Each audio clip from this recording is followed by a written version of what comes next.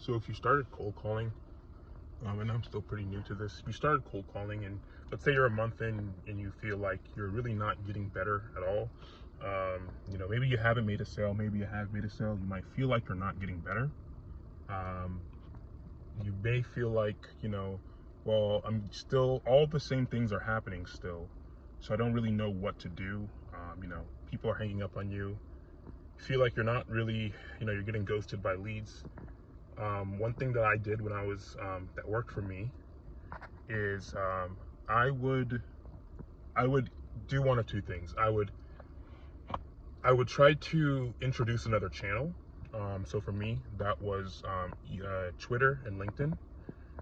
That way, it just kind of takes away from the monotony of just cold calling. And then the other thing that I was also doing is that I would also just try to take periodic breaks in between my cold calls. That way I could just take some time and reflect on things that I could do to get better.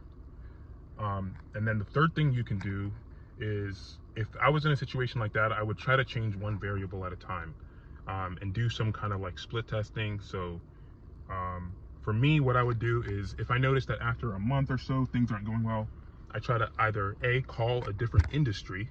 So if I spent a month calling computer repair shops, I would then try to just go to another industry and maybe call accountant firms, or call consulting firms, call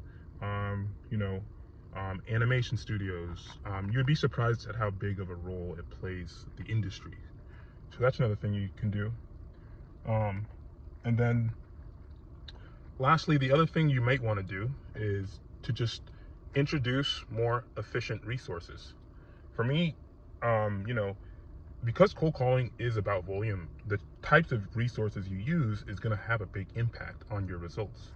So for me, I remember when I was just using things like Google Leads, and then I was using Google Sheets and stuff like that. But then to kind of put myself in a better position, I started using things like ListKit, started using Smart Leads, and I also started to kind of automate my outreach efforts with things like smartreach.io, so things like that. So those are all things that can help. Hope this video was helpful.